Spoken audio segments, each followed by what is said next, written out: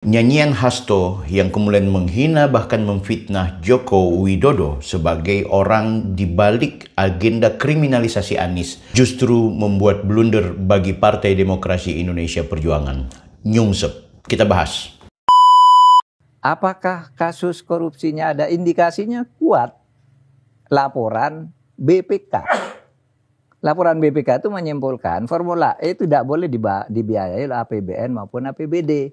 Firm itu ya? Firm, karena menurut undang-undang yang boleh dibiayai oleh APBN, APBD itu undang-undang olahraga tertentu yang disukai rakyat secara masif. Nah, lalu disebut yang masif itu apa? Sepak bola, voli, bulu tangkis, sirkuit itu tidak ada. Nah, lalu BPK minta ini supaya didalami, ada indikasi tidak benar. Nah, setiap ini mau didalami, ribut. Katanya mau menjegal Anies gitu. Halo guys, kembali bersama saya lagi Bang Bill. Di video kali ini kembali saya akan membahas soal isu-isu politik nasional. Dan kali ini pembahasan kita masih berkaitan dengan video saya sebelumnya, membahas tentang sosok Hasto, sekjen dari PDIP, Partai Demokrasi Indonesia Perjuangan, yang tiba-tiba dalam kegiatan podcast bersama Akbar Faisal, ia mengungkapkan bahwa banyak skenario yang dilakukan oleh Pak Joko Widodo semenjak menjadi Presiden Republik Indonesia yang melakukan tindakan-tindakan menurutnya tidak bermoral bahkan inkonstitusional. Salah satu diantaranya adalah menurut Hasto, Jokowi lah yang mendesain agar sekiranya Anies Baswedan itu diperiksa atau dia mengungkapkan dengan istilah kriminalisasi yang berkaitan dengan proyek Formula E di mana Anies Baswedan saat itu menjabat sebagai gubernur. Nah, yang paling menarik di sini adalah mengapa kemudian Hasto mengungkapkan di momentum yang sebentar lagi akan pencoblosan pilkada. Ternyata kalau kita mau mempelajari dan kita mau mengecek lebih jauh, justru apa yang dilakukan oleh Hasto ini dalam rangka menarik simpati kepada rakyat agar membenci Jokowi. Ketika membenci Jokowi, maka akan menolak semua paslon-paslon kepala daerah yang didukung oleh Jokowi. Baik itu di Jakarta, di Jawa, Jawa Tengah, Jawa Timur, bahkan Yogyakarta. Itu akhirnya membuat Joko Widodo tidak mendapatkan kepercayaan publik. Alih-alih untuk melakukan hal tersebut, justru yang terjadi masyarakat lebih percaya Joko Widodo ketimbang mempercayai ocehan seorang Hasto. Apalagi apa yang dilakukan oleh Hasto ini tidak berdasar, bahkan cenderung mengarah kepada fitnah. Friend, kenapa saya bilang ini fitnah? Mahfud MD langsung membantah ya. Mahfud MD itu pernah membantah pernyataan Hasto ini. Artinya membantah ketika kemudian orang menuduh kriminalisasi terhadap Anies itu dilakukan oleh Joko Widodo. Nah, tentu yang namanya proses untuk kemudian memeriksa Anies karena yang bertanggung jawab terhadap proyek kegiatan olahraga seperti Formula E karena menggunakan anggaran negara yang tentu juga harus dikontrol penggunaannya, tepat sasarannya, atau seperti apa. Nah, sehingga itu wajar kalau kemudian ada lembaga seperti KPK, BPK, kemudian memeriksa apakah keuangan yang digelontorkan untuk kepentingan Formula E itu sesuai dengan peruntukannya. Nah, friend, jadi kalau kemudian tuduhan Hasto ini adalah menyangkut Joko Widodo yang melakukan tindakan kriminalisasi, karena apalagi Hasto menyebutkan Jokowi itu takut dengan keberadaan Anies yang semakin populer, maka sesungguhnya itu terbantahkan langsung oleh Pak Mahfud MD. Nah, yang jangan dilupakan, Hasto dengan PDIP yang tentu sangat haus dan membutuhkan, menginginkan agar Pilkada 2024 ini masih dimenangkan oleh PDIP, maka akan dilakukan segala cara untuk melakukan tindakan-tindakan yang barangkali bisa tetap mempertahankan posisi mereka di daerah-daerah atau memenangkan pertarungan di mana mereka bukan merupakan petahana atau kepala daerah setempat.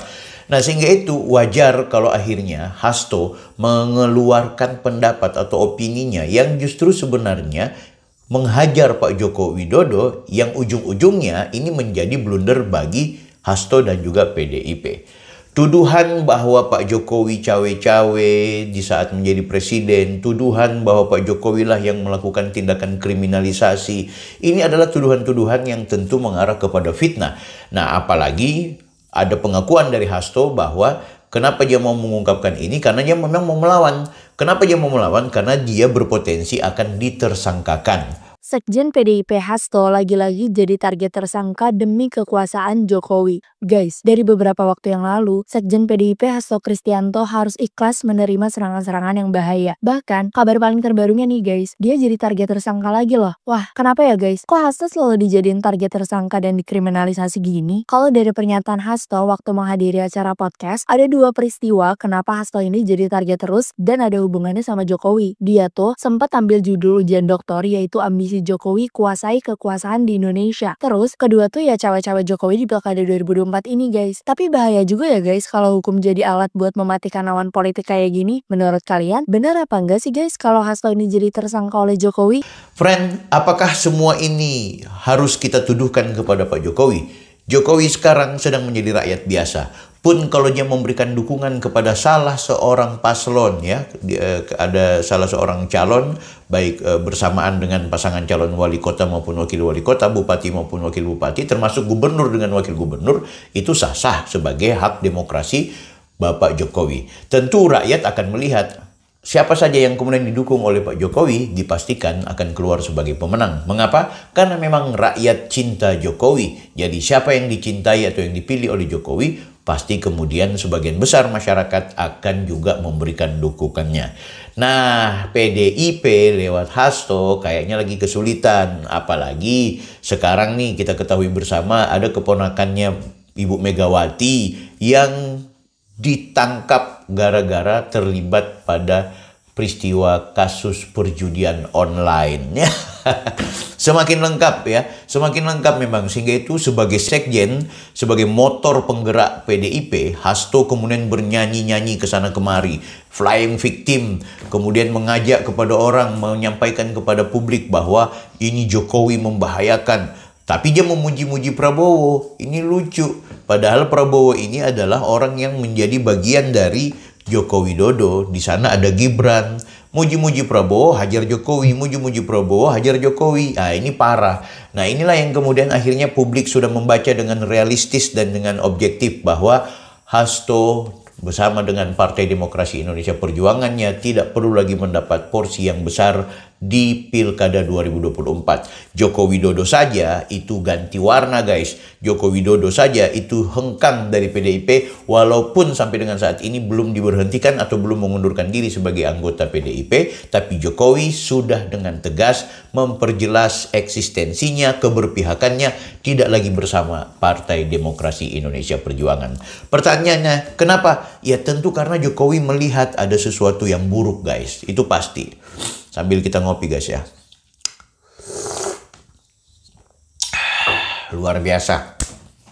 Nah, sehingga itu buat kalian yang lagi melaksanakan pilkada di daerah-daerah, ayo coba melek lagi. Kita melek, kita lebih memprioritaskan siapa saja calon-calon atau kandidat kita yang mereka benar-benar petugas rakyat. Mereka itu didukung oleh rakyat, berkoalisi dengan rakyat, bukan berkoalisi dengan ASN, berkoalisi dengan elit-elit tertentu dan menjadi petugas partai. Nah, ini bahaya. Kita tahulah PDIP itu siapa saja yang jadi bupati, wakil bupati, gubernur, wakil gubernur, bahkan jadi presiden sekalipun, maka akan menjadi petugas partai.